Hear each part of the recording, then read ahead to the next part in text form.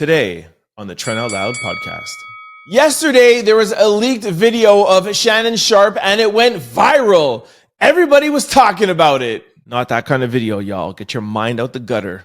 Y'all dirty. And in that video, we see Shannon Sharpe with around 10 to 15 black women doing the electric slide. Now, I've been following Shannon Sharpe for a long time, and I can't tell you the last time I've seen Shannon Sharpe do something black. Hold on, let me think. No. Oh, no. Yeah, never. Stay over there, homie. What up? It's Trent Out Loud, and I'm back with another episode. Depending on what time zone you're in, it's Tuesday night or Wednesday morning. And to my Wednesday morningers, what up? We have made it halfway up the mountaintop. The weekend is only 2 days away. Let's get it. All right, I have a great show set up for you guys today. I have 4 lead stories. We're going to kick it off talking about Shannon Sharpe's accuser and lawyer, Tony Busby, refusing to release the tape.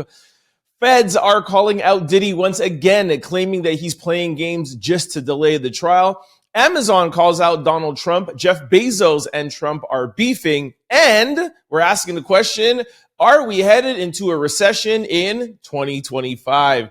In quick news, we're going to talk Trump's 100 days in office, Terrence Howard, Marvin Gaye, Shedeur Sanders, Beyoncé, Shannon Sharpe, Stefon Diggs, Cardi B, Ryan Coogler, Kanye West, and Mary J Blige.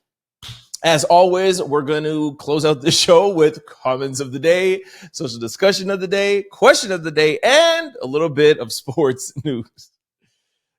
Y'all know what time it is. Turn your TVs, your radio, or your devices up. I'm about to start this show. Let's go. Our first lead story. You guessed it, Shannon Sharpe's back in the news. Shannon Sharpe's R-word accuser won't release key evidence in SEX video, says the lawyer. All right, I know exactly what Tony Busby is up to, but let me read this out to y'all, and then I'll let you know what's really going on. The lawyer representing the woman accusing Shannon Sharpe of R-word will not be releasing the video that allegedly depicts the two engaging in SEX, calling it key evidence in their case against the former NFL star.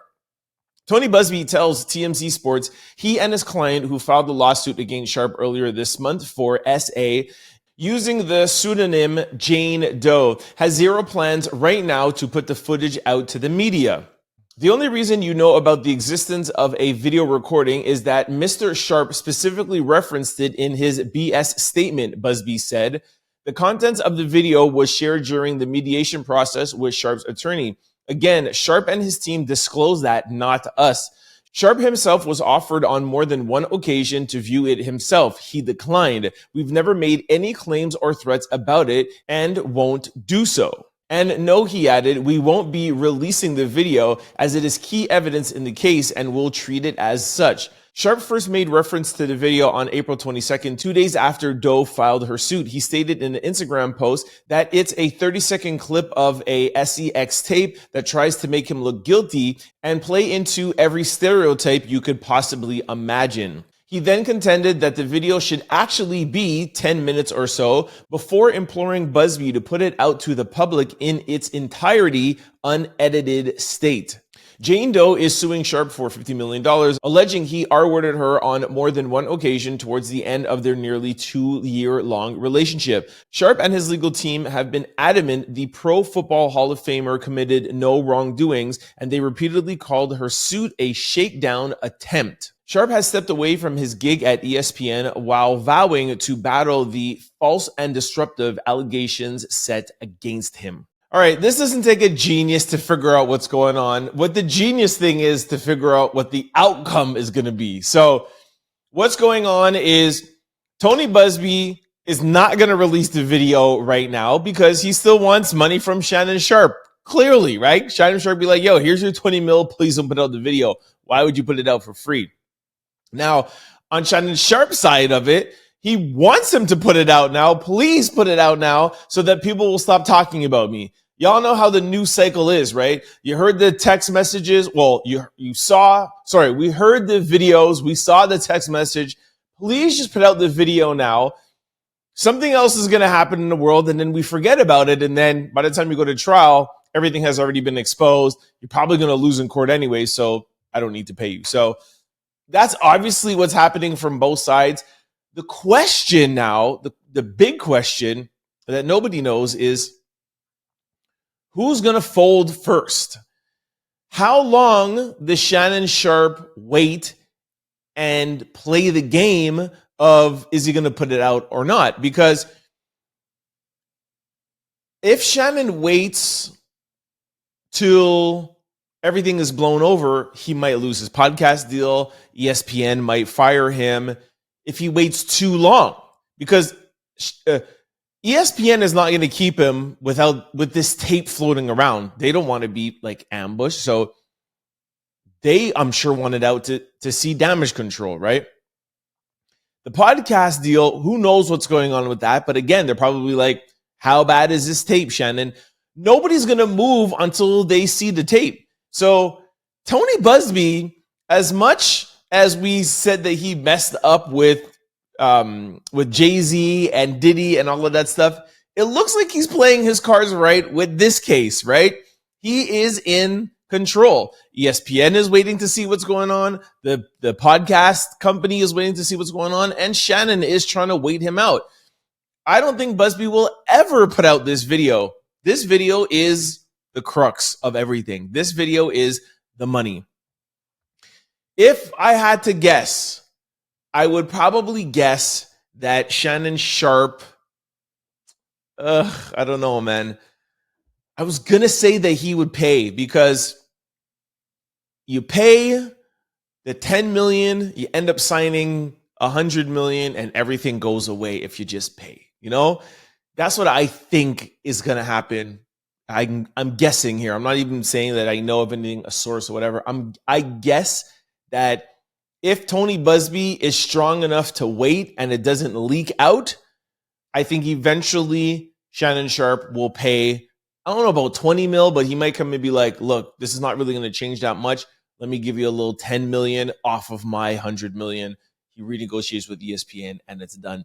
And within that 10 million that he pays, he gets her to sign an NDA saying, I will never speak about Shannon Sharpe. I will never do this, whatever, blah, blah. And if he has really good lawyers and a publicist, they might get her to spin something and be like, I was lying the whole time. This never existed, whatever. You could pay people to say whatever you want, all right? That stuff goes down. I have seen it happen. So that's what I'm predicting.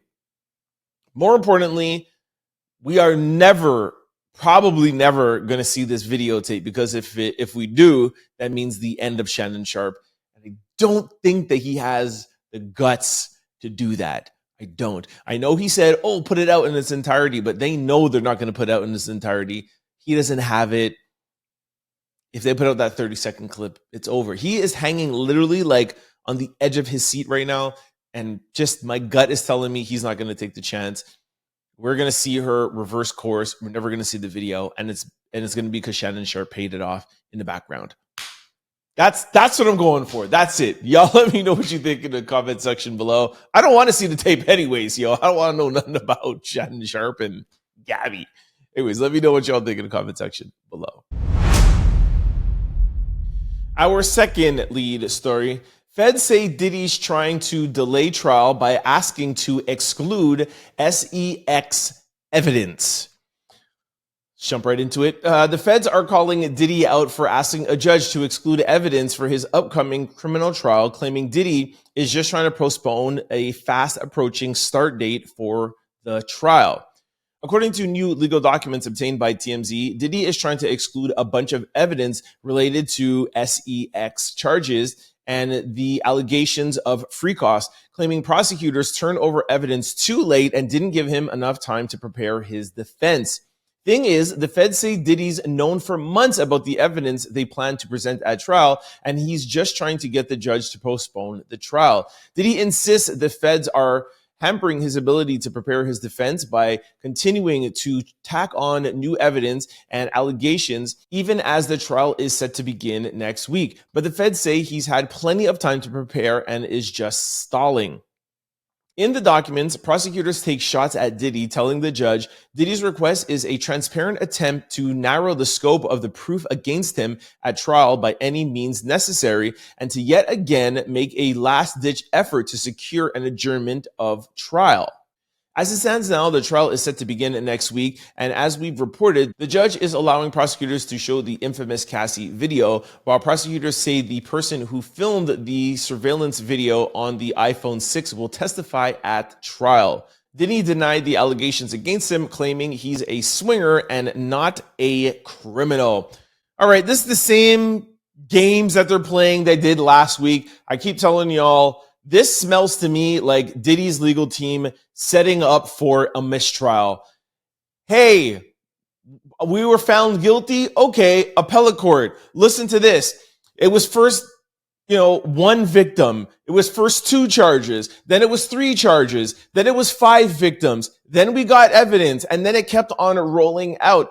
And I really do think they might have a case. There is no reason why the federal government needs to take this long to apply charges and get victims and get the evidence over to the defense.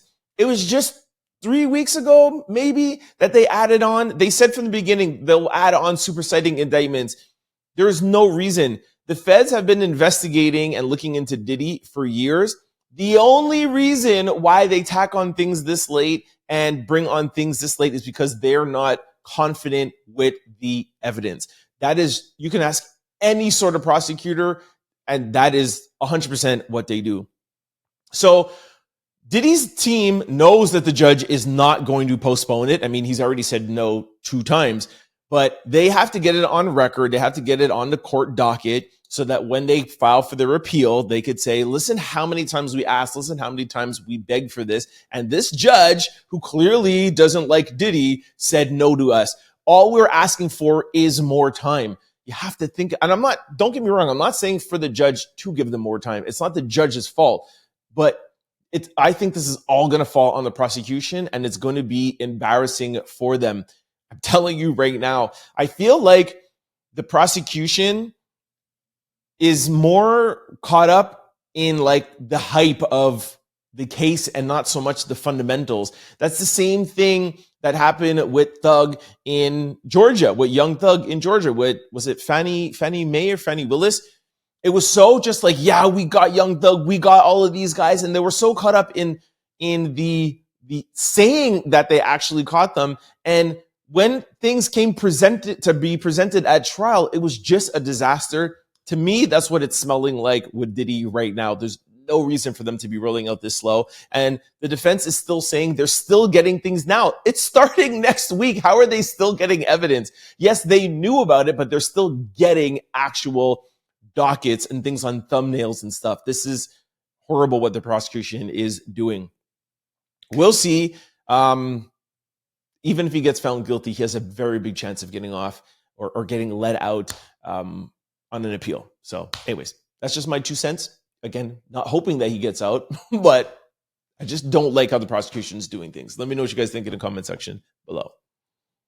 Just want to add something in really quickly because I know I'm going to get people in the comment section that says, did he ask for a speedy trial?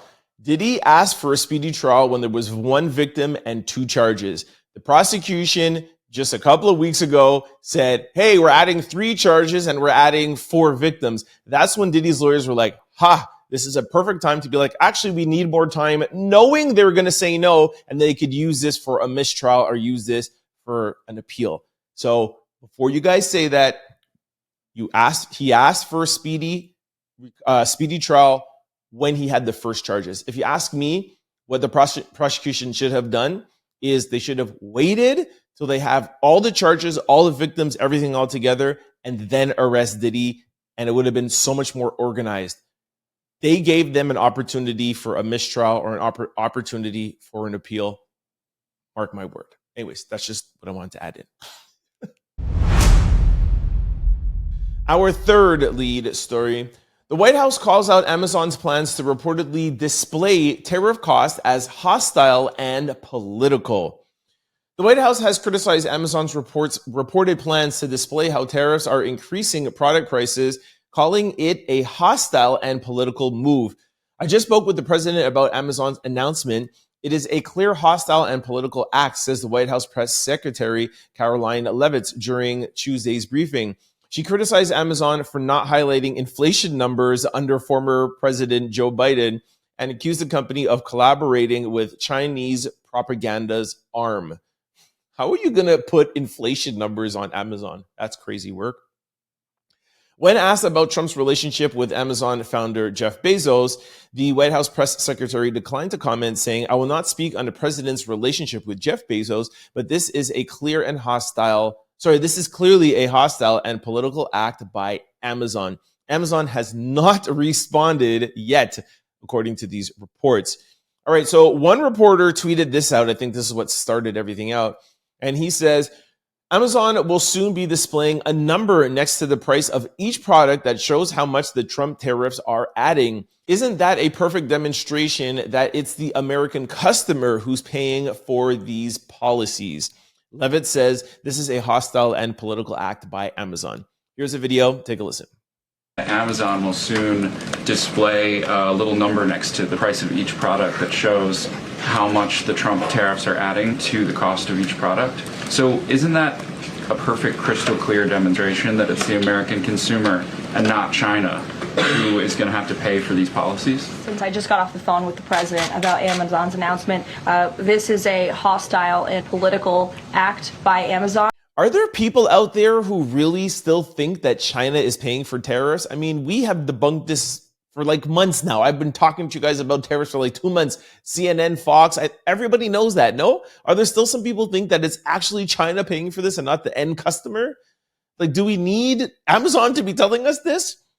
Now, if you're telling me Amazon just wants to show you like how Trump's policies are affecting you, that's a different thing. That I think is smart. But just to show people that it's not China, like we all know that, I hope. Anyways, I also found this. The White House press secretary says Americans should buy more American products to shore up the supply chain in the States before declining to comment on whether or not Jeff Bezos still supports President Trump. Bezos owns Amazon as well as the Washington Post. The Treasury Secretary hyped up tariffs during the press conference too, claiming China could lose 10 million jobs because of the economic policies, which he says will prove to China that their tariffs aren't sustainable. Well, we have played you guys video of the Chinese government and the Chinese treasury saying, we will do this for the next 10 years. Like, we don't care what American business we lose. That's 15% of our exports. The whole world makes things here in China. We're okay. Let's, let Trump do whatever he wants to do. Now, the Treasury, the U.S. Treasury Secretary is saying that they're going to cut 10 million jobs. I have not seen that report anywhere that China is cutting 10 million jobs. Look, our next story, we're going to talk about a recession in 2025. So I'll leave some of this for now. I understand that everybody wants to talk about tariffs. I like personally what Amazon is doing so people can see exactly what the dollar amount is doing. We should all know how the tariffs are being affected, but knowing the dollar amount is really, really good. I think the bigger story here for this segment is Jeff Bezos is doing something that is going against Donald Trump. Earlier this week, I played you a clip from Joe Rogan saying that he's not very supportive of Donald Trump and his due process, or not giving everybody due process. I also played you a clip from Candace Owens saying that she is backing Howard University during their battle with Donald Trump. And now Jeff Bezos. That is three very, very key, very powerful people in the quote unquote Republican Party. I don't know exactly if they're Republican or not, but I do know that they supported Donald Trump. Jeff Bezos, along with like 3 or 4 other prominent billionaires, were at Donald Trump's inauguration. Is Donald Trump losing his support amongst billionaires now. He's been losing content creators. Now he's going to start losing billionaires. I wonder what Facebook is going to do. Facebook they're not a product-based business, so tariffs don't really affect them. I'm sure they must affect them in some way, but definitely not as much as Amazon. Google, we all know that Apple already made their calls and they took off the tariffs for them. But I think that's the bigger story, is that if Trump loses the billionaires and loses podcasters, content creators, I don't think it's a very good look. But I salute Jeff Bezos for doing this. I think it's the right move. Let me know what you guys think in the comment section below. All right, our fourth lead story. Let's talk about recession. Empty shelves, truck layoffs lead to a summer reception in Alpo's shocking trade fight timeline. Okay, now I've been seeing these empty shelves. I don't know if they're like AI because the shelves are not empty now, but they've been putting out like pictures of empty shelves of like, this is how things are going to look like in the summer. Now, let's go through this 5-point timeline that CNBC put out. And I'm just going to give you my thoughts on this. And it might be a little shocking to you because I actually don't think that we're going to go into a recession in 2025. My personal opinion, and I'm going to give you the reasons why. But let's start out with this. So it says tariff to recession timeline.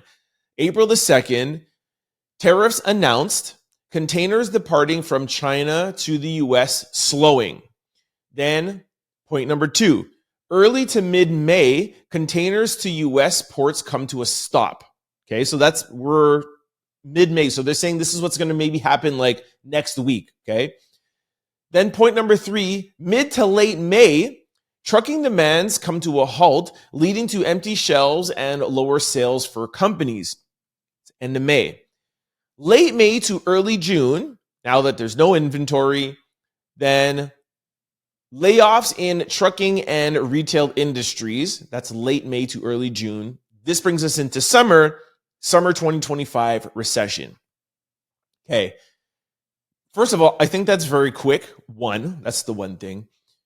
Having been in retail for 25 years and having multiple stores across the country,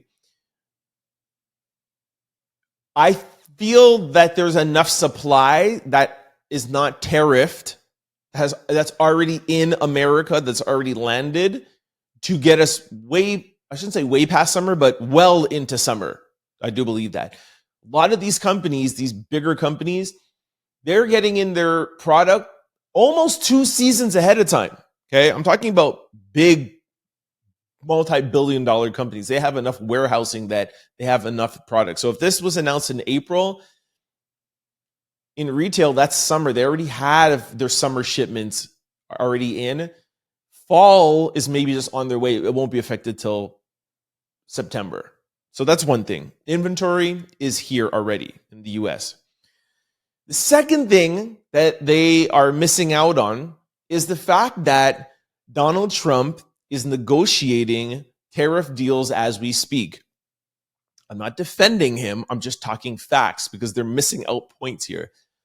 Donald Trump and his administration currently have 35 deals that they're negotiating and working on, they have told us. None has been signed or has worked out yet, but they are working on 35. We don't know which 35. And of course, from what I told you guys, I think it was just late last week or early this week, as of now, there's no communication or no talks with China. Okay. If you guys know Donald Trump, you should know Donald Trump by now over the past 10 years. Donald Trump coordinates and governs like he is governing a TV show. And I know it's bad, but that's just how he is. It's all about moments and it's all about timing. And when he announced Liberation Day, he knew that it was going to affect the stock market. That's why he announced it after the trading day.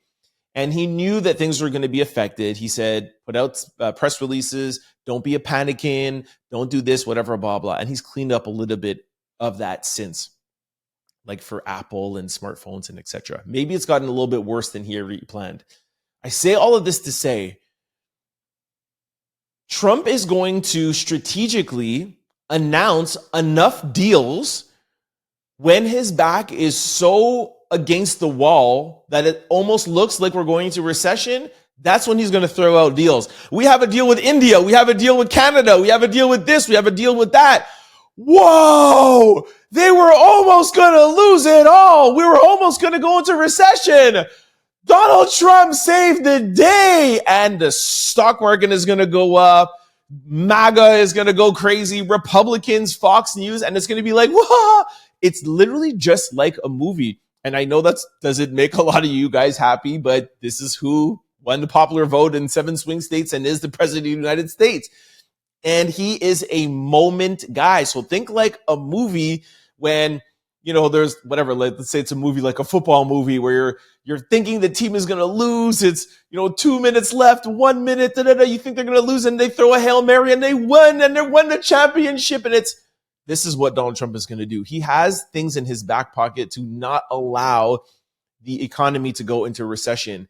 Donald Trump campaigned on the economy and on immigration. That's why when you turn on Fox News right now, all you hear is immigration. They just want to just keep that in your head so that you feel positive and they're not talking about the economy.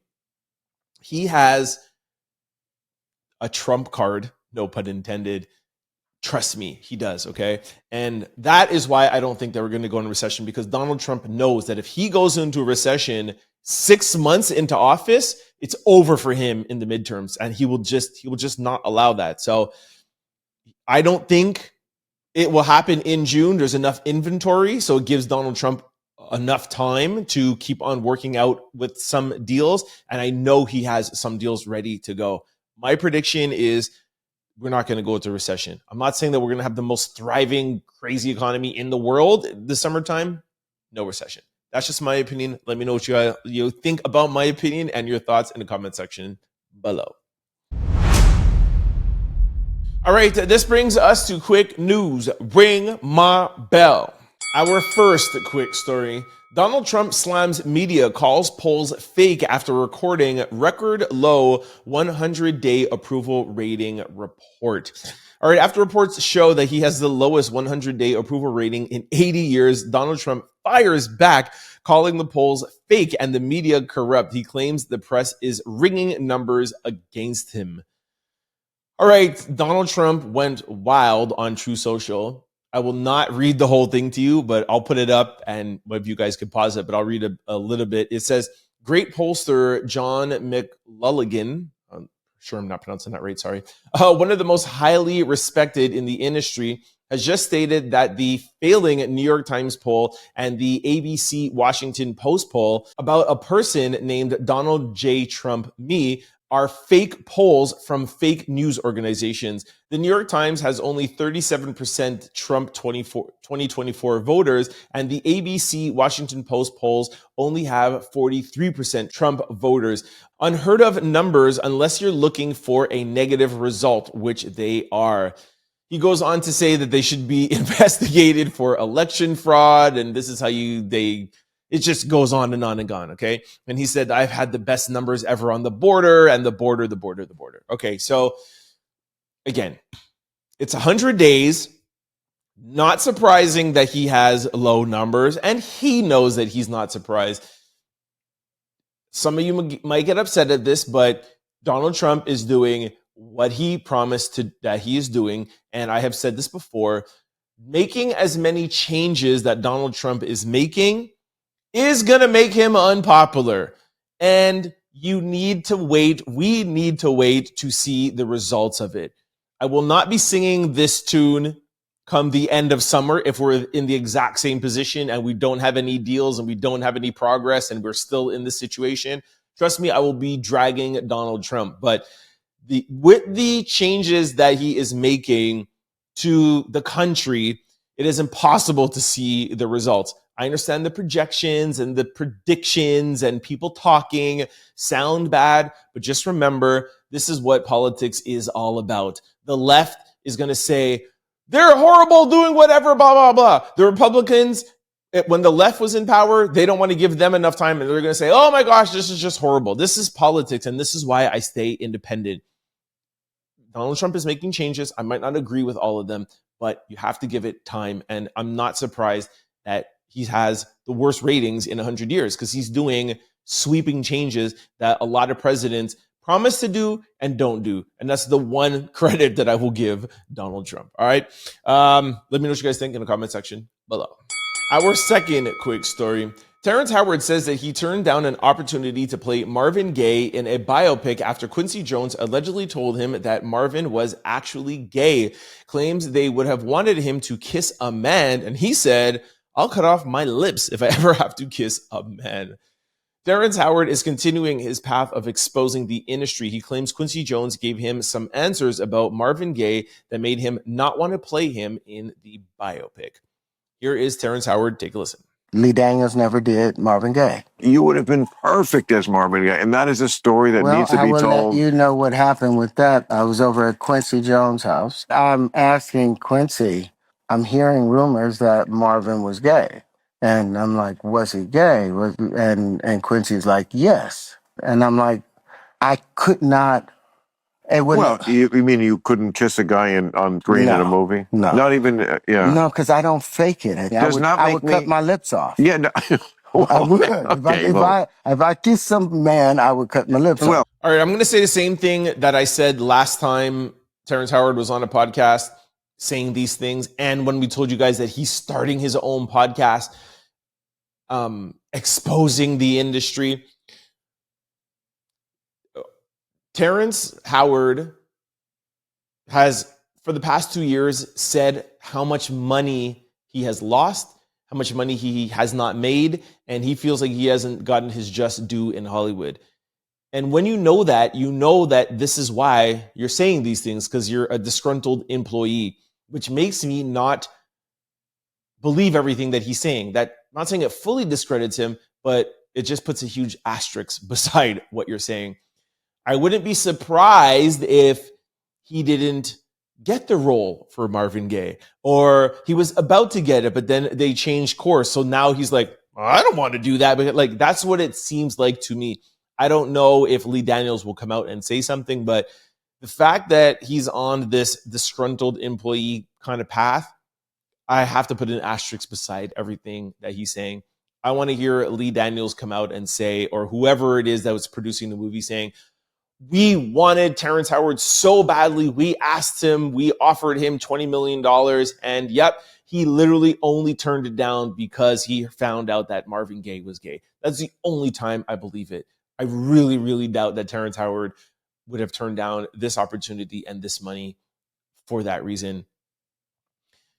If you guys remember Will Smith, what was it? I think it was, I don't remember. It's one of those like second or third movies after Fresh Prince of Bel-Air. I think it was The Sixth Sense, something like that. Or 6 Degrees of Separation, something. Anyways, and his character was gay and he had to kiss somebody in the movie. And they did some like movie magic and screen playing that it made it look like he was kissing, but he didn't have to kiss him. And Will Smith said that he regrets that because he talked with Denzel Washington and he said to him, an actor plays the character. You are no longer that person. You are this character. And that's what acting is all about. Now, I'm not saying that Terrence Howard doesn't have a right to feel like he is feeling, but as an actor, a seasoned actor, a trained actor, you should be comfortable enough to do things that you might not yourself believe in, but do it for the character, for the sake of acting. And even if you don't believe, nowadays with AI and movie magic or whatever, there's ways to get by that you could have had some scenes and it not really be you. You know what I'm saying? So, don't really believe this. Sorry. Y'all let me know what you think in the comment section below. Our third quick story. Thanks to Shedeur Sanders, day 2 and 3 of the 2025 NFL Draft averaged 7.3 million viewers, according to ESPN2, NFL Network, and ABC. A 40% jump from last year. That just shows you the power of Shedeur. Thanks to Shedeur Sanders, day 2 and day 3 of the 2025 NFL Draft reached 7.3 million viewers. Okay. We have something coming up at the end of Quick Story. We should have put it all together. These producers, we're having a meeting after. But we have a clip of actually Boomer Esiason that is explaining why Shedeur got removed, and it was also because of the NFL owner. So we'll talk about that in a minute. But is it enough to bring a quarterback to your team that's going to bring people in the stand and bring attention? Is that enough? If that person doesn't get along with your teammates, if it shakes things up, there's people who don't like Shedeur's attitude. So it looks like a lot of these NFL owners would decide to keep their team and the media attention and everything that somebody might bring away versus to have somebody that's volatile. Let's just put it that way. Because if NFL owners wanted people to just bring attention and bring people to the seats, they would have hired Colin Kaepernick. You put Colin Kaepernick on any team right now, I guarantee you tomorrow morning, Colin Kaepernick has the biggest, largest selling jersey of all times. I don't care the team. I don't care whatever. Just put him in. NFL doesn't want that. The NFL is the biggest sports organization in the United States of America, and they want the NFL to always be bigger than the player. They never want a player to be bigger than the NFL. That's just how it works. So yes, he'll bring in ratings. Yes, he's brought up ESPN, ABC, or whatever, but that is not enough for the NFL. That's just how it is. It sucks. But anyways, we'll talk about this more in a couple more stories. Our fourth quick story.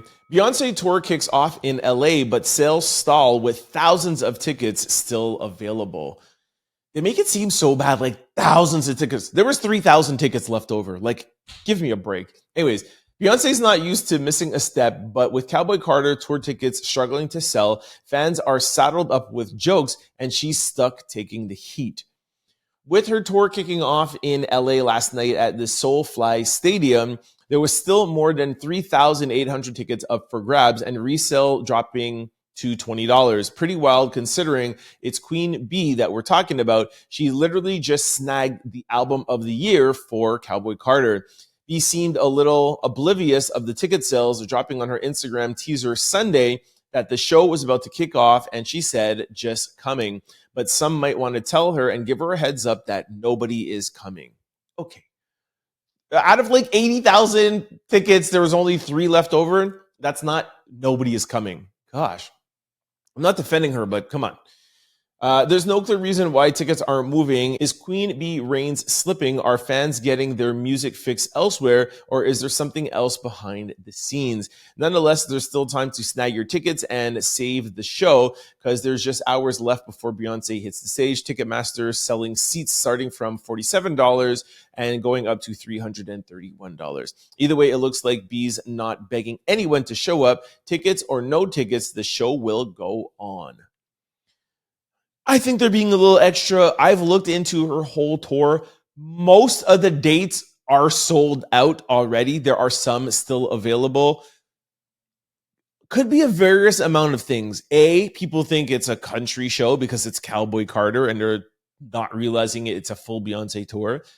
Beyonce went out on tour for Renaissance just last year. That could be a thing. And 3, everybody's talking about a recession. Everyone's talking about tariffs. Everybody's talking about this. Maybe people are a little afraid to spend money right now. You get it? So if it was like half sold out or empty stadium, I would be like something to worry about. But I really think that this is people just trying to make headlines, my opinion. Anyways, like the article said, the show did go on. I have a little clip that everybody is talking about of Beyonce, Blue Ivy, and Rumi, her youngest daughter, made an appearance on stage for the first time.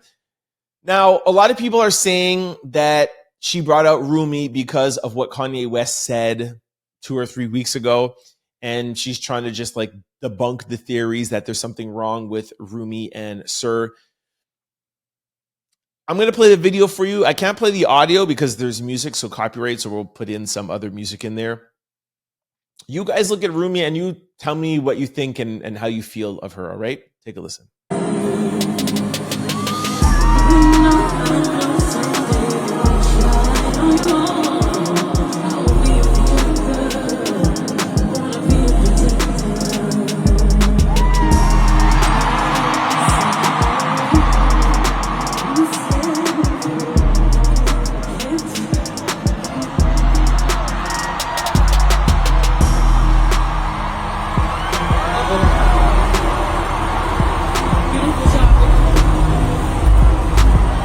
Shout out to Beyonce, Blue Ivy, and Rumi.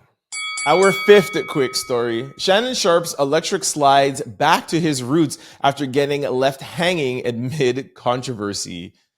Not Shannon Sharpe busting the electric slide now that the other side has turned their backs on him. Take a look at the video, man. I have nothing to say. The video just explains it all, man.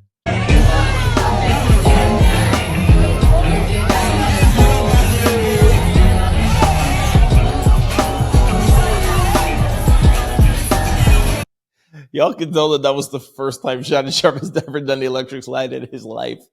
So I can do his publicist like, all right, okay, cool. What do we need to do now? We need to get some black support. All right, let's bring me to a cookout. Yo, teach me how to do the electric slide, yo. That was a bad Shannon Sharpe impression, but give it a break, Shannon. Our sixth quick story. Stefon Diggs shuts down rumors that he is cheating on Cardi B after IG model posts photos. All right, we gave you guys a little sneak peek of this yesterday. We have a little bit more information from Mr. Stefon himself. Stefon Diggs may be winning on the field and in love, but the NFL star had to do a little damage control this week after a messy rumor exploded online. A cozy old photo of Stefon and an Instagram model resurfaced, sending the internet into a frenzy. To make matters even wilder, the model posted a cryptic and pretty explicit message on social media bragging, "I don't post him, I be with him in real life, and we be doing it raw." Yikes. Fans immediately speculated that Diggs may be playing both sides, especially with all the buzz linking him to Cardi B. But Diggs didn't waste any time shutting it all down. Hopping online yesterday, he wrote bluntly, "This photo is old. No drama here, at least not from this side." Though neither Cardi or Diggs has officially confirmed that they are dating, the evidence is piling up. They've been spotted at the same place more than once and even reportedly spent Valentine's Day together. Here's the picture of the, we played the one on the left. We showed you the one on the left yesterday. Here is the second one. It does look like is his hair the same way? I think his hair is the same way. There's no telling if it's old or not, but maybe Cardi might be able to tell if it's old. Anyways, I did hear, it's not out yet, but I did hear that there's some other people in the background, some other OF girls that might be coming out and saying some things about Stefon Diggs. For those of you who don't know Stefon Diggs' teammates say that of all their teammates, they wouldn't allow Stefon Diggs to date their sister. This is the reputation that he has amongst his teammates, amongst his boys. Cardi B also has gone on record. I think she was on Clubhouse and she was just like, yo, when you have a man that loves you down and you have a man that sometimes you kind of put up with the things that you need to put up with. So maybe she's kind of like alluding to the fact that like, hey, this is the beginning. We're dating. I really like him. Things are going well. Like maybe she's trying to indirectly saying like, I don't mind this now. But when we get into a serious relationship or a marriage, then I wouldn't want this. Some people are just a little disappointed because she just went through this with Offset. And it's like, hey, if you're going to get divorced from a man that has did that to you 20 times, why start a relationship off on the same foot? It's Cardi B, man. Cardi B is going to do what Cardi B does. Anyways, shout out to Cardi B. Our seventh quick story. Ryan Coogler becomes the first black director with 4 films to gross over $100 million domestically. History has been made. Well, first of all, shout out to Ryan Coogler. Whoop, whoop. Bam, bam, bam, bam, bam, bam. Ryan Coogler becomes the first black director in history with 4 films to gross over $100 million domestically.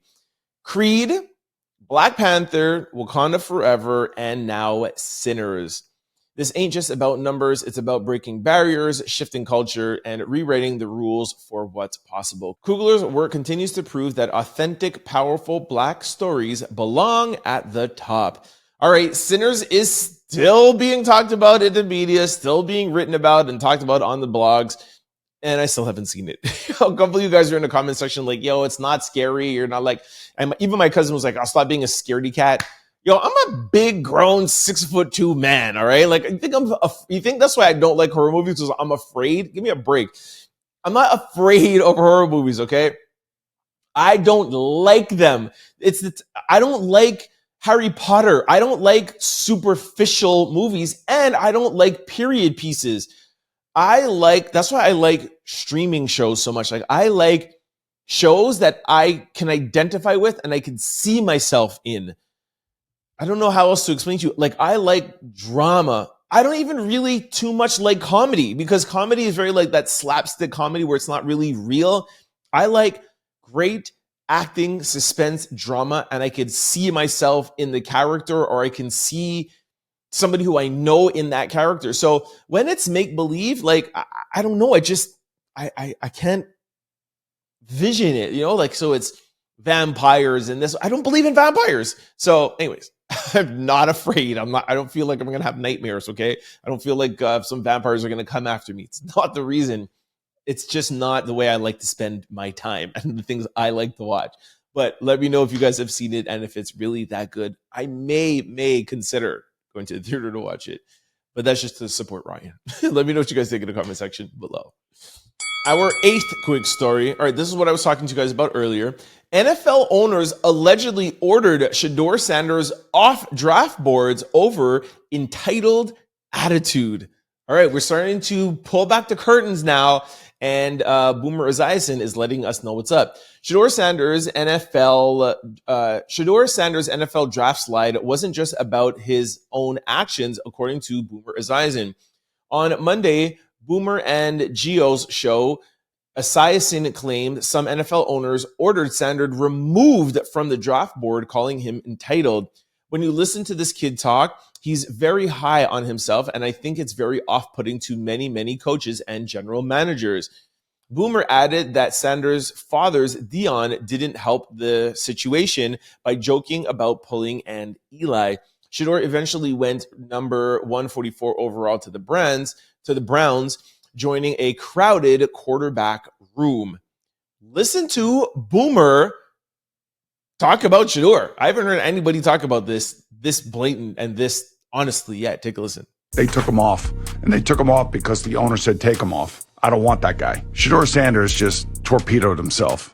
His attitude off the field at the combine, his dad didn't help him either. He was on podcast talking about, this is my son. If I can get him to where I want to get him to, I'm going to do that. But, when you listen to this kid talk right prior or at combine about if you want a new culture in your locker room, I'm the guy to do that. I can turn it around. I mean, he's very high on himself. They didn't even have him on their board. They took him off, and they took him off because the owner said take him off. I don't want that guy. I don't want this entitled person on our team. And I don't blame him. All right, here is a clip that Boomer was talking about what Shedeur was saying about himself. Take a listen to this. If you ain't trying to change the franchise or the culture, don't give me. So you should know history repeats itself over and over and over. And I've done it over and over and over. So it should be no question why an NFL franchise should pick me. You think I'm worried about what critics say or what people got to say? You know who my dad is? Now, I have no problems with somebody being confident. Just that one line, him saying, well, if you're not ready to change the culture, don't pick me. Let me just make sure his exact words. If you ain't trying to change the franchise or the culture, don't get me. If you're not trying to change the franchise or the culture, don't get me. That one line, I understand what he's saying, because you should want to change your franchise. You should want to change the culture. That's the beauty of a draft, right? It's like, getting new pieces on the chessboard, and it's like, all right, let's make some changes. Let's, load up our offensive line. Let's do this. Let's make changes. So I get what he's saying, but I could see the other side, just that, well, if you're not ready to do that, then don't get me. I think it could be worded a little bit different, of saying like, hey, for those teams, listen to how you could word this the exact same way, but word it differently. Hey, for all those teams who are looking to make a change to your franchise, looking to change to the culture, pick me. I'm the guy for you. I'm so excited to come down and join an organization and join a team and work towards a Super Bowl. You see how that is put positively while saying the exact same thing? While his is, if you don't want to change your franchise, if you don't want to change your thing, then don't get me. You understand? Like, you're saying the same thing, and you could be confident, but you always have to be confident, but stay speaking from a positive standpoint. That would just be my advice to Shedeur if he ever sees this. He's drafted. I feel like the NFL owners said what they said without having to say it. It will be up to him to decide if he's going to change course or if he's going to stay the way he is and say, hey, you put me on the field and I'm going to win. Because at the end of the day, if he goes on the field and he throws touchdowns and he brings the Cleveland Browns to very far along in the playoffs and, dare I say, even to the Super Bowl, then nobody's going to say anything about his attitude or even that line. So it's really, really up to Shedeur at this point. So whatever has already been done has been done. Let me know what you guys think in the comment section below. Our ninth quick story. Ye says he might drop Donda 2 on streaming platforms in the next couple of hours.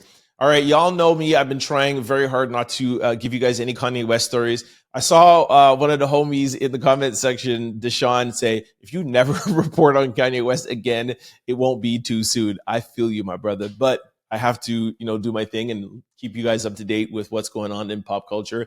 So we'll do this very, very quickly. I'll just show you the clip. We know it's not true. I don't even think streaming platforms will even take a Kanye West album at this point. But anyways, here's Kanye and his plans to drop his album. Who knows? Maybe that I'm recording right now, it's already been dropped and it's already out. I don't know. Take a listen. We got to get Donda 2 out today in the next couple of hours. All right, that's it. That's enough Kanye West. Our 10th quick story. Misa Hilton reportedly sues Mary J. Blige for $5 million after she allegedly stole Misa's artist so he could sign to Mary's alleged boyfriend. Okay, there's a lot of people talking about this right now, and I don't feel like there's enough information. I'm just going to read the first paragraph here, and I'm going to wait till tomorrow until more things comes out. I know some people that are looking into this, so I'm choosing to wait. But for those of you who don't know who Misa is Diddy's first child's mother. This is Justin's mom. And Mary J. Blige and Misa have been best friends for 30 years. So that's why this is so much of a story. Because it's not really the $5 million or Vado, who is the artist who they're talking about, because Vado's not that big of an artist anyways. Shout out to Vado, he's a good dude, but I'm just saying it's not the case. And the $5 million between Mary J. Blige and them is not really a big deal. So I feel like there's something more to it. Anyways, looks like things are getting way more crunk in the dancery. What was that all about? According to an exclusive report by allhiphop.com, Mary J. Blige just got slapped with a $5 million lawsuit from her former stylist and longtime friend, Misa Hilton, who claims Mary pulled a real grimy move over rapper named Vado. According to court documents, Vado was signed to Mary's label, Beautiful Life Production, but was being managed by Misa's agency, MISA Management. Misa and her company says Mary used her power to tear up their deal behind the scenes. They claim Mary refused to release Vado's finished album and blocked him from their ongoing tour unless he was dropped from Misa as a manager. The lawsuit says Mary's security chief, who is described as her boyfriend, was trying to sign Vado himself. He allegedly pursued Vado to ink a new deal without any legal advice and warned him that staying loyal to Misa would cost him big opportunities. Okay, like I said, there's so much friendship of 30 years going on behind the scenes. I feel like there's something else. Like, why would Mary not want to release the album? Why would she be working with him? But I think everybody should just chill. Let's get Mary's side. Although Mary is very, very private. I don't even know if she's going to talk about it. But it seems like Misa maybe did something to her. And Mary's like, okay, you want to play around? Cool, you're not getting Vado's album. Maybe it has something to do with Diddy. Think about it. There's a lot of stuff going on with Diddy, Diddy's baby mama, Mary, Diddy, friends. Just putting it out there, okay? We'll follow this up and we'll let you know if there's anything more to it. All right, this brings me to my favorite segment, comments of the day. My first comment is from Reese. Reese says, who is Virgil? I keep hearing his name and song about him. What happened to him? All right, I just said I wasn't going to talk about Kanye, but Reese's asking me to. Virgil was Kanye's assistant and head designer.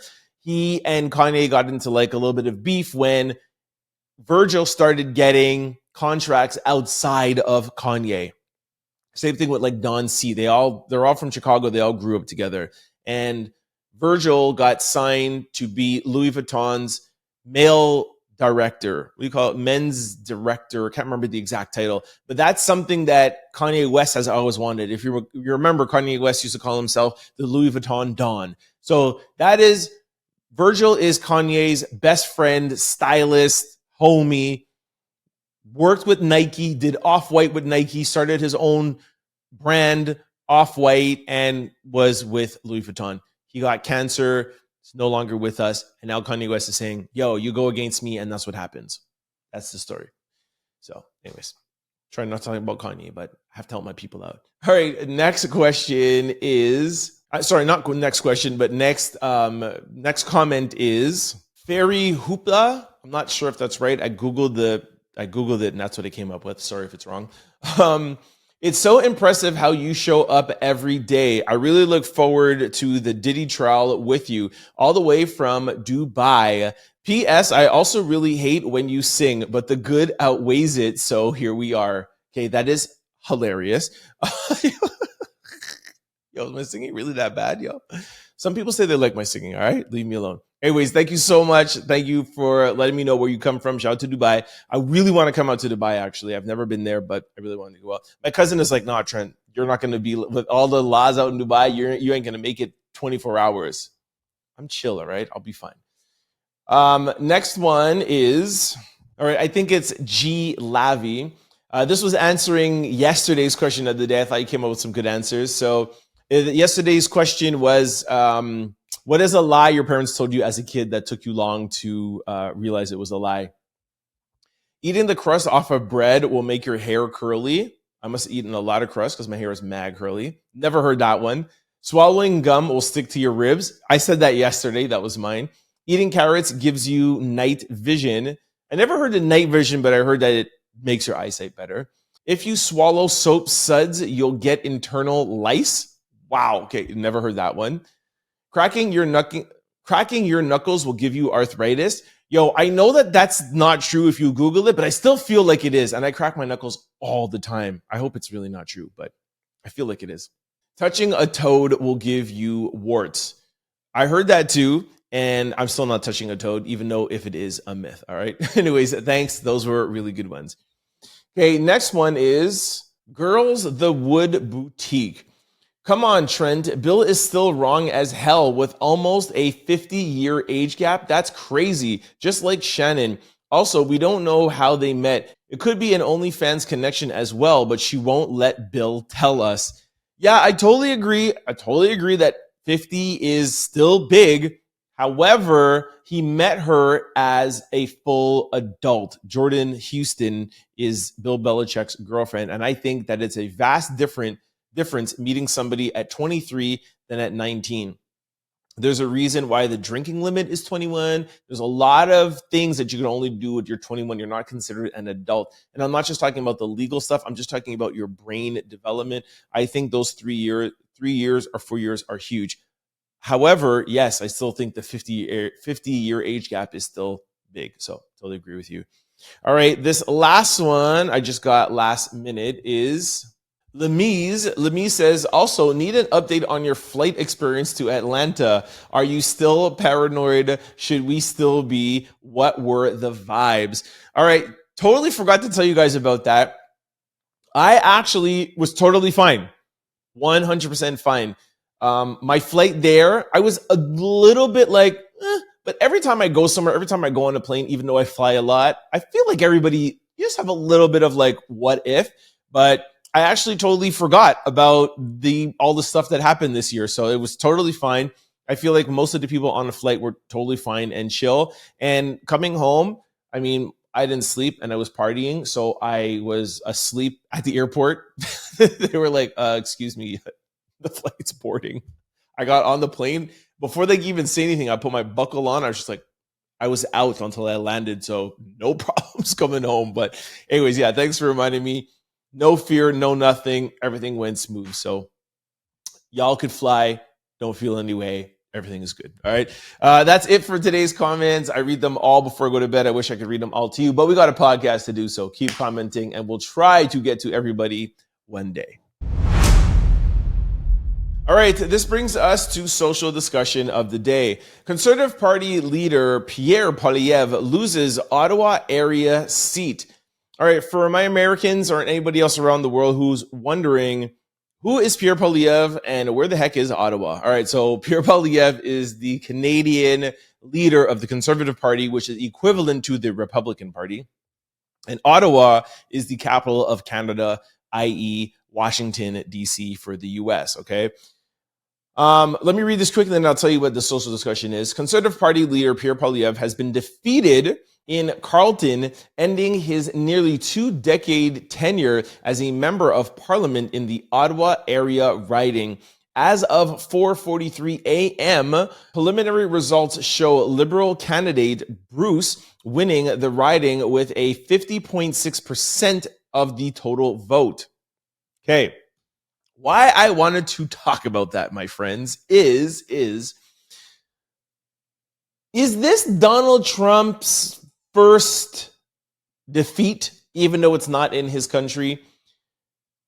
Before Donald Trump came out and started talking about Canada being the 51st state, people were voting conservative, i.e. Republican.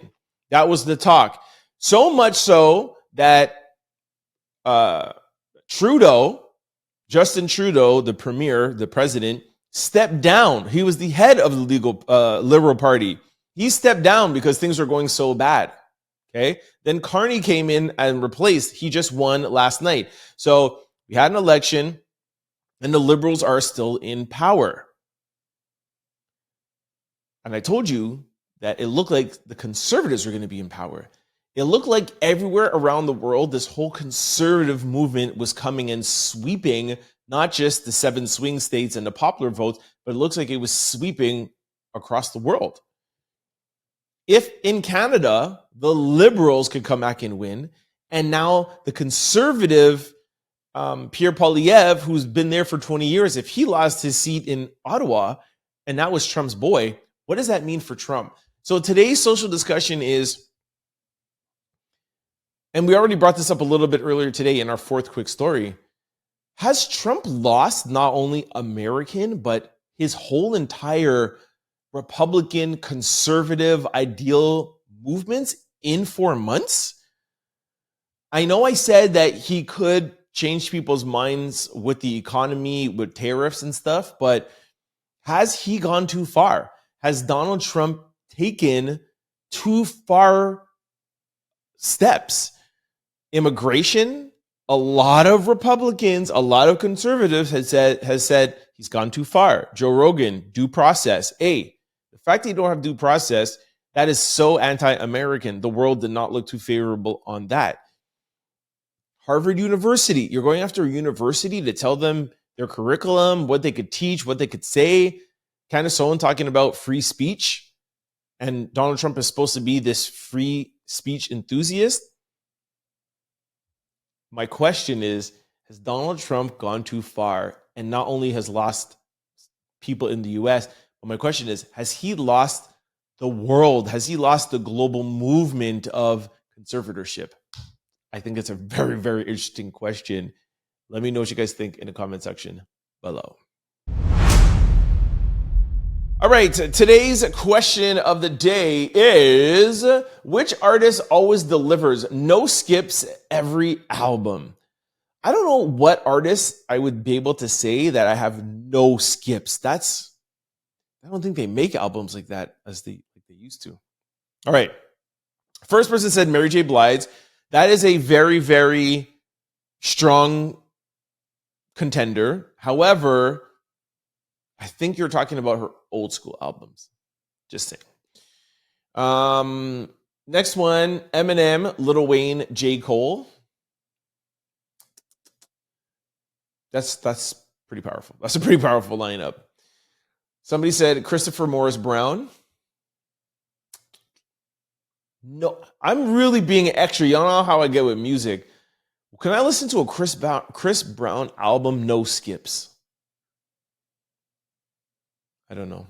Summer Walker, Chris Brown, Usher. You don't have to skip Usher. I think that would see. There was no hesitation. Usher for sure. Another Chris Breezy.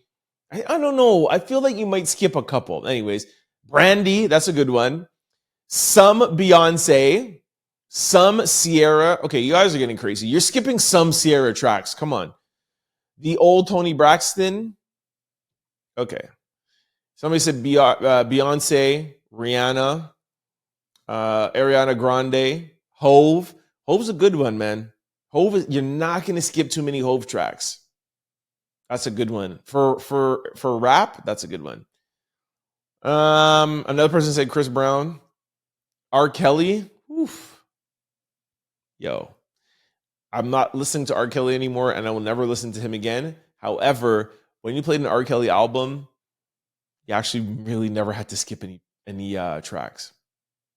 I have to admit it. Miseducation of Lauryn Hill, well, of course, but we're not talking about just one album. We're talking about an artist that you could always just play and have no skips. If Lauryn would have made more albums, yes. Like you could technically say Biggie, but Biggie only put out 2 albums. But, his second one was a double, and yeah, there was no skips on that, really. There was no skips on the first one either, but not fair because he didn't put out like 14 albums like Jay-Z. Somebody said R. Kelly, Tupac, Mobb Deep. All right. The Weeknd. Jadakiss. Okay, you will skip some Jadakiss. Glorilla. Even though I love Glow. Somebody said not Kendrick. Drake. Hey, you don't have to skip too many Drake tracks, man. Not the last album, but solo Drake, you don't have to skip. Somebody said Jim Jones. All right, now y'all just pushing it now. Now you're pushing it. All right. Rod Wave. See, somebody said no such artist exists. That's hard, man. That's hard. Somebody said blow the whistle. Future. Tory Lanez. Come on, you're skipping Tory Lanez. Jay-Z, Fabulous, Wayne, Beyonce, Kanye West.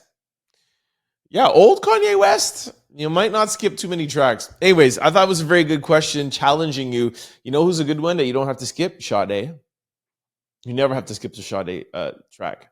They all are just melodic and they just go within each other, and it's just a vibe. You could put Sade on all her music all together and just never have to skip anything. It's all coherent, beautiful art.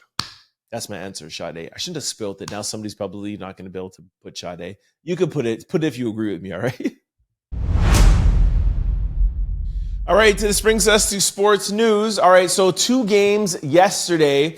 The Heat are out. They lost 138-83. Cavaliers, we already knew that. Not even exciting. I told y'all the Warriors and the Rockets were going to be an amazing game. Like, what a good game. Shout out to the Warriors. Shout out to Jimmy Buckets. He's not feeling 100%, but he was still very effective in the fourth quarter, all throughout the game, but they all came through, man. Warriors, I feel like Warriors can make it, man. Like, shout out to my Warriors. And tonight's games, depending on when you're watching this, I don't know if it's in the morning, then it was yesterday's games, but as I'm recording, the Bucks play the Pacers. I feel like the Bucks are probably going to lose. I mean, with Dame out, like, why would you even want to win? It's over for the Bucks. Knicks and Detroit. Knicks lead that one at 3-1. Obviously, the Knicks are going to win. The Magic and the Celtics. Boston is leading that one. The game that I am going to try and watch is, I got some things to do tonight. The game is the Clippers and the Nuggets, and its series is tied 2-2. Please, Clippers, beat the Nuggets. Oh my gosh, I really do not like the Nuggets. Yes, I still know that Jamal is there, and they have I don't like the Joker, man. He just doesn't seem like he's basketball to me. I just don't like the way he moves. I don't know about off the court, but just on the court. I understand he's great as his position. I don't know. He just bothers me for some reason. Anyways, go LA. That is it. Let me know what you guys think. Who is going to win? And if you're excited for the second round. All right, y'all. That is it. It's a wrap on today's show. Thank you so much for hanging with me. I thought we had a good show today. I thought we got to like some good serious topics, had some jokes about Shannon Sharpe, but they've got a good show. I'm anxious to see what you guys have to say in the comment section below. All right. Before I let you guys go, just want to remind you of all the ways to keep up with the Trent Out Loud podcast. For my YouTubers, if you're ever going on a flight, don't be scared to go on flights, man. We're all good. Flight approved. If you're ever going on a flight, going in a car, you don't have access to internet, and you are worried about not catching the show, do not worry. We are available on all podcast platforms. You can just go and download the show. Take us with you. Put me in your pocket. Look, what up? Just go to any podcast platform, type in Trent Out Loud. The show will pop up. Don't forget to hit the follow and subscribe button so that you can be notified every time we upload a new show. It's just like YouTube. We upload daily. Yeah, we upload daily.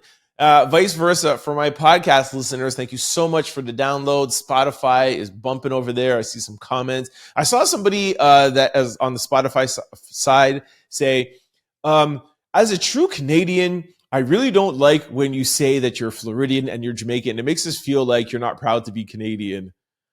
Give me a break. But thanks for commenting over there. But come on, y'all, I'm a joker and I joke around, man. I'm Canadian, Floridian, and Jamaican, all right? I love Canadians and I love Canada. Anyways, thank you for the downloads and the podcast and the comments over there. However, my point is that come over here to the Out Louders and put your comments over here, right? It's just a vibe over on YouTube. It's a way better experience. There's video over on Spotify, but the Out Louders are on YouTube, all right? So come check us out. Head over to YouTube, type in Trent Out Loud. The show will pop up. A couple of housekeeping rules. You got to hit the subscribe button, hit that like button, get the algorithming, and most importantly, please try to comment on anything that I ask, try to answer it. I do this podcast with you guys. If you guys don't answer me, then I'm really just talking to myself, all right? If you really don't feel comfortable commenting, that's cool. Just shout me a, hey, Trent, what's up? Let me know where you are writing from. It's just nice to see, and what we're trying to do is build a community from people all over the world on both sides of the political spectrum, music spectrum, entertainment spectrum. So that's why we like when you comment, all right? For those of you who are really enjoying the show, please try to share it with your family, friends, and loved ones because it definitely helps in growing the channel. We appreciate you. Now, if you guys want to follow me after the show, I'm available on all social platforms, and it's always the same handle, Trent Out Loud. I'm the most active on Instagram. We have also started a new blog page on Instagram called Formerly Out Loud, Formally Out Loud, Formerly Out Loud. And it's kind of like the show after the show. Well, that's a horrible description. It's not the show after the show because it's not an after show. It is videos from the show that we don't play in the entirety here, or videos that we have to censor or cut out for copyright reasons. We put the whole entire thing over on our YouTube page at Formerly Out Loud, so you could check it out over there, all right? All right, guys, that is it. I'm out. I'll see you tomorrow. Be safe. Peace. Don't forget to like, comment, and subscribe. It's your boy, Trent Out Loud. Peace.